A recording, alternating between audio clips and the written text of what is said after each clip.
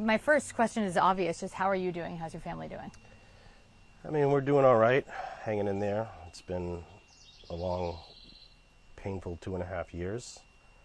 And I mean, with the mistrial that happened the other day, obviously wasn't ideal, but if we have to do it again, we'll do it again. So we're ready to go. Did you, prior to jury deliberations, ever think a mistrial was even possible? I kept everything was on the table, I guess, but obviously hoping and confident that we were going to get the conviction that we were looking for. So as far as a mistrial, yes, it's something we didn't want, obviously, but, you know, it's just a bump in the road, and like I said, we'll do it again. We'll do it as many times as we have to. You'll be back in court every day for another long trial. Absolutely. How are your parents? They're doing all right.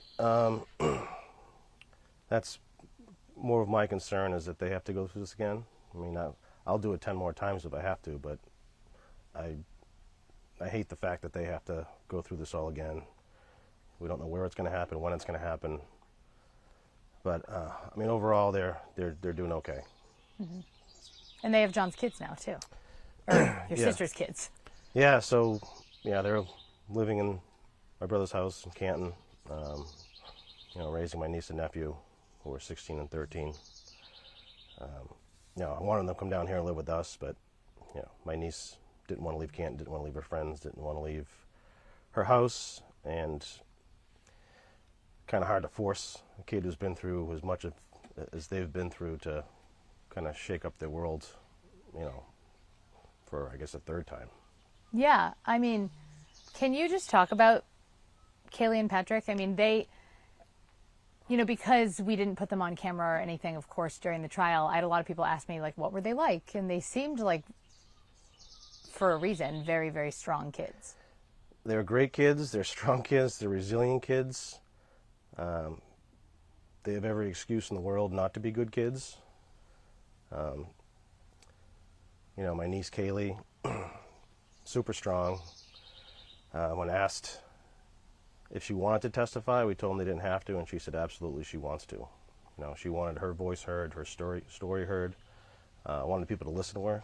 She felt like, because she was, you know, 14 at the time, that no one wanted to listen to her. So she was strong and insisted on doing it. And my nephew was, you know, he wanted to support her. So he said, if she does it, I'll do it. So I'm proud of them both for doing what they did. Yeah. Yeah, they were really strong when they got on the stand. It was amazing. Do you feel comfortable telling me, just from all that you've learned over the last 2.5 years, like what you think happened that night? Oh, we know what happened. We know that Johnny and Karen were arguing. It was kind of towards the end of their relationship. Things weren't well. You know, they were drinking and arguing and fighting, and, you know, in an intoxicated state of rage and jealousy, she just decided that she was going to do something about it. And, you know, put the car in reverse and ran him down and left him there to die. And we figured it out as soon as she left the house that day when she came over. We didn't talk to any investigators, state police, nobody. You know, my mother had said, do you think she had something to do with this? And I said, we're not going to think like that. Went outside to the driveway to look at her car, and her car was gone. It was a blizzard. I knew what the driving conditions were like coming from the hospital to Canton. And I knew that they were going back to Dighton, which was a much further drive. Mm-hmm. So we put it together pretty quickly. I was going to ask you that next. So you took the words out of my mouth. It was like, when did you realize? It was literally that morning. Yeah, so I would say early afternoon when they came back to the house. You know, she wanted to come over and see the kids. Didn't really interact with them at all. Was there for probably a total of 30 minutes. Didn't say much or anything. And half of her time was upstairs gathering her things. Then my wife spoke to her on the phone on their way back to Dighton, and she told my wife that just have to remember the bad times, and I don't think I'm ever going to talk to you guys again. Was that phone call what made you sure of what had happened? Absolutely, yeah. We already, like I said, we put the pieces together on our own, and that just really solidified it. You know, why would somebody say that? Why would someone say, you know, if you didn't do anything, why would you say you're never going to talk to us again? Or why do you have to remember the bad times? Almost like justifying what you did. Right. How would you have expected her to act in that situation if she hadn't done something? More sad, empathetic, sympathetic. But like I said, when she was at the house, she barely said a word. You know, she wanted to be there for the kids. My nephew came home. My niece was already home by the time she got there, and her family arrived. And I sat down, my nephew in the other room, she sat right next to him. I explained to him that JJ's, you know, something happened and he's no longer with us. She didn't say a word. And right after that, she went upstairs and started gathering her belongings, and the next thing you know, they were gone. Oh my God. Yeah, it's hard. It's just strange behavior. Very strange. Yep.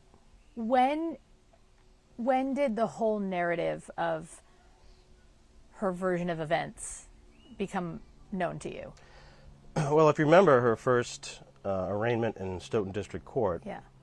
her attorney, David Unetti, had said this is a tragic accident. His client had no criminal intent. And then, you know, fast forward to, I guess, when Alan Jackson came on board. And, you know, they teamed up with a blogger to get their story that they concocted and put together and flooded out there. And people were only hearing one side of the story and coming to conclusions before actual evidence in the trial had actually begun. So a lot of the public was misinformed, you know, because they were only getting one side of the story. And, you know, we didn't come out and tell our side of the story, or, you know, what we thought or knew happened. We've kept a low profile and have been silent through this whole ordeal. But, you know, now it's time. You know, now it's time for people to understand the truth.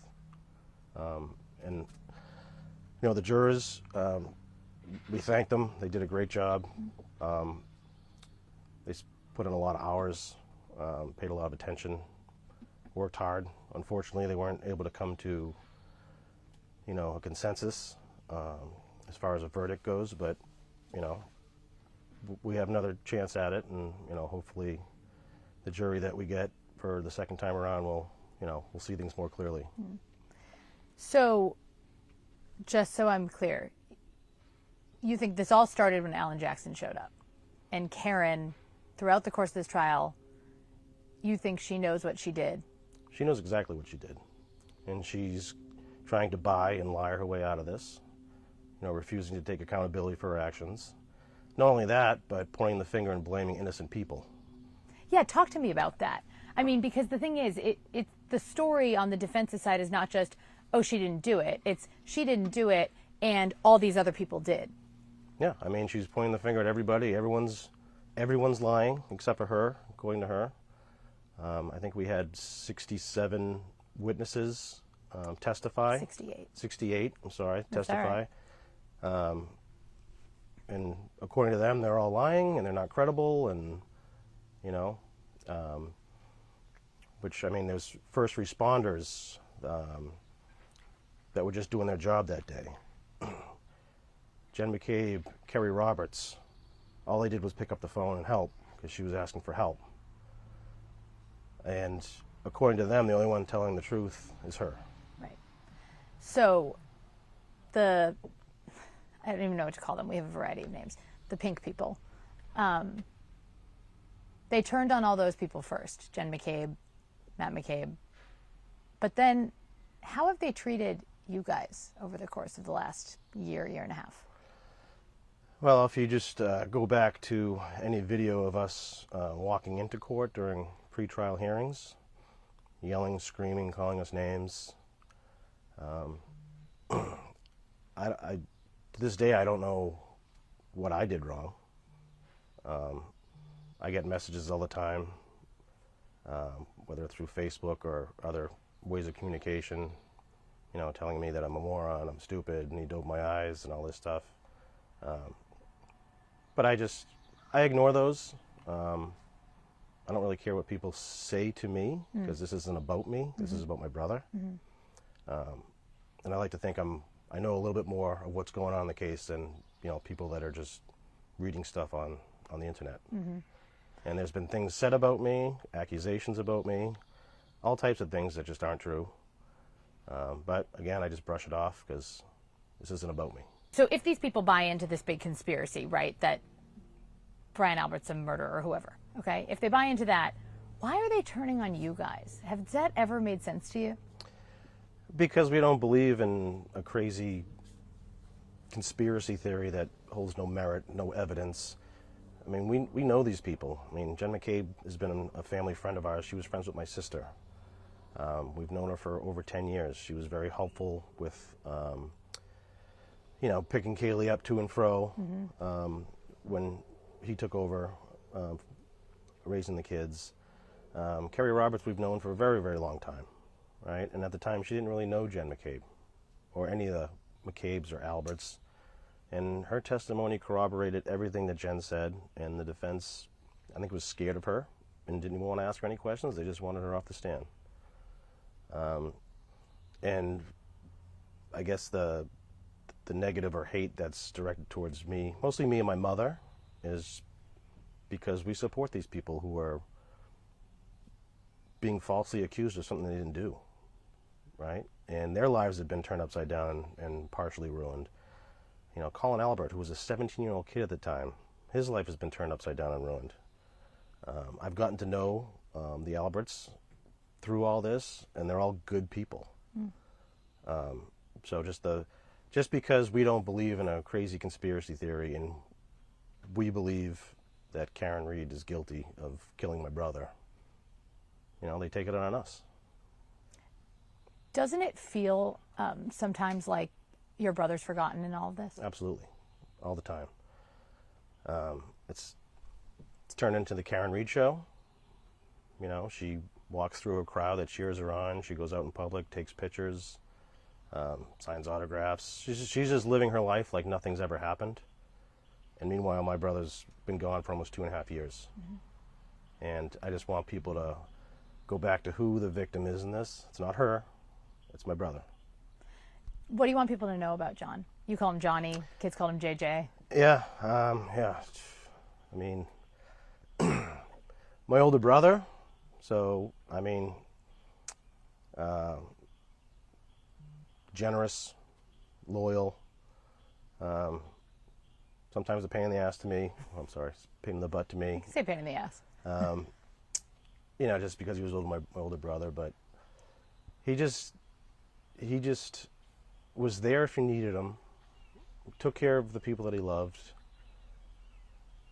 good-hearted guy who didn't deserve any of this. He rearranged and uprooted his life, went from a single the bachelor lifestyle living in Boston to moving into instant dad role. And that's something that obviously everyone admires him the most for, and I do too. It wasn't easy for him at the beginning, but he learned to figure it out, and we all helped as much as we could without getting in the way. Just an overall good guy. And I assume he chose to do that, right? I mean, your sister's situation is unimaginable. Yeah, so then, after my brother-in-law passed away, we had to figure out, all right, what do we do?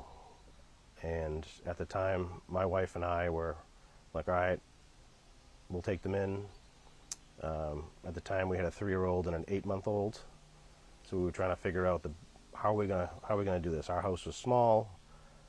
We didn't really want to live in the house that they both passed away in, but we were trying to figure it out the best way possible. And then Johnny just stepped up one day and just said, I got it. Wow. And then pretty much moved in the next day and took it from there for 8 years. So there's a reason that's why so many people describe that's what they admired about him. Yeah, I You mean, stepped up. a selfless act, changing your life, to take care of his family and people he loved. Yeah, I mean, that's him in a nutshell. I know I asked you how your mom's doing already or how your parents are doing, but I just can't imagine for her losing 2 kids. Yeah. Is she like a different person now? She's a strong woman. I'll give her that. Yeah. Yeah, it's unimaginable, just to lose them in the ways that she did. My sister suffering for 5.5 months with brain cancer. Yeah. But at least had the opportunity to say goodbye. And then, with my brother just being taken from us so quickly and senselessly, I don't know, somehow she keeps it all together. My father, quiet, kind of keeps to himself. But I mean, overall, what they've gone through it's unfair. Yeah. It's unimaginable. But they're strong and they keep moving forward, and just same thing. They do what they have to do to take care of their family. I have to ask you, we got ushered out of the courtroom pretty quickly on Monday. You had a little exchange with Karen. Do you mind? What happened there? So throughout the trial, she likes to turn and look at me and smirk. She's never once made eye contact with my wife, Erin. So when the mistrial was announced, she turned and looked right at Erin and gave her a smirk, and then went over and hugging and celebrating to some extent. And I just said, you're not done yet. Did she say something back? No, but I mean, it was an emotional day, emotional moment, being in that courtroom, sitting so closely, and that's something that she wanted. Yeah, can you talk about that? I mean, the courtroom switch, we know all the legal reasons why it happened, but you guys were like arm's length from her for the entire trial. Yep. I guess after a while, you just got used to it, but yeah, showing up every day, sitting that close to the person that took my brother away from us, it was not easy. It took a lot to not say anything, but again, it wasn't about me. We were there for one purpose and one purpose only, and that's to get justice for Johnny. What did Adam and Laura say to you guys afterwards? Like, what, looking ahead? Yeah, I mean, they were disappointed in the outcome, but Adam said, he goes, we're just going to do it again. He goes, I'll start tomorrow. So they're confident. They have the truth on their side. Unfortunately, if you pay high-powered attorneys enough and put enough lies out there, you start influencing people to the point where there's just no turning back. I think people just don't want to admit that they were wrong or duped. But they're confident, and we're going to go at it again. He being Adam, has been, like, he's kept to himself a lot, similar to you guys over the course of this. Yep. Do you think that's been hard? I'm sure it's been extremely hard on him. He's not the type that looks at social media or pays attention to any of that stuff. He just keeps his head down and does his job. Good for him. He's not the flashy attorney that wants to be on camera all the time and have press conferences on the stairs like some people. He's just a hard-working, I guess nose to the grindstone kind of guy, and just does his job. It's a very difficult job, but he's never once really complained about it, to us anyway. Yeah. And I know it's hard on him. I know it's hard on Laura. I know it's been hard on everyone who's been involved in this, but everyone's determined that we're just going to do it again. Has your circle of, like, the people who support you guys, has it grown? Has it gotten smaller over the course of all the noise outside of this? So for me personally, I've kept my circle smaller. People that you were friends with or haven't seen in a while, you just don't know where their mind's at. Yeah. What they believe. So we've been forced to become very kind of like defensive, not as outgoing as we normally would be. But I think recently I think we're gaining some more support. I think people have been afraid, to show up to court and, I guess, counter-protest to the people that are outside. I think people have been in fear, but I think that's starting to turn. I think people want justice. They don't want this influence of, social media and public perception based off of lies to win or to take control over this. Do you want people to show up with We'll take all the support we can get. Yeah. No, we're not going to turn anybody away. I mean, every time we go to court, we're kind of portrayed as the bad guys. Yeah. And at the end of the day, it's, we lost a loved one. But somehow we're still, I guess, vilified for just not believing in a crazy conspiracy. Yeah. On that note, was it hard for you at all? I mean, there were certainly some moments in the case where there were weak spots exposed, right? Like I think about the solo cups and Trooper Proctor, who now is facing job consequences as a result of this. What was it like for you to listen to those moments that weren't necessarily benefiting the state's case? Well, as far as at the very early stages, I mean, a crime scene during a blizzard can't be an easy thing to navigate. And yet, they found evidence, they found a sneaker, they found pieces of taillight. Obviously you're not going to see everything under a couple feet of snow. So I think they improvised the best they could. Every investigation is going to be kind of scrutinized to some degree. But, they did what they had to do with what they had. And with the weather conditions being what they were, they just, like I said, had to improvise and do the best they could. As far as, Michael Proctor's comments, I mean, he even said, too, they were unprofessional, which we agree with. But, this guy, his life's been ruined, getting his personal cell phone, which was something that should never have happened. Josh Levy should never have been intervened in this. An FBI investigation was launched due to cherry-picked evidence or pieces of discovery that was only provided by the defense. Like, this is It's pretty unprecedented. To not even speak to the Norfolk District Attorney's Office, to not speak to the Mass Police to see what they have for discovery and evidence. Just to intervene himself in that way, and which casted, a shadow of doubt on the investigation. So I think he has a lot of questions that need to be answered. Yeah. Do you get updates on that? I do not. I do plan on trying to sit down with him at some point. Yeah. Whether I got a knock on the door, I sent him an email, but I'm sure I won't get a response. But if I have to go knock on the door and ask for a sit down, that's what I'll do. Is there anything I haven't asked you about that you want to make sure people know? In all this, I just want people to remember the actual victim. I think I mentioned it before that it's not the Karen Reed show. Yeah. This is about a good man whose life was taken way too soon and for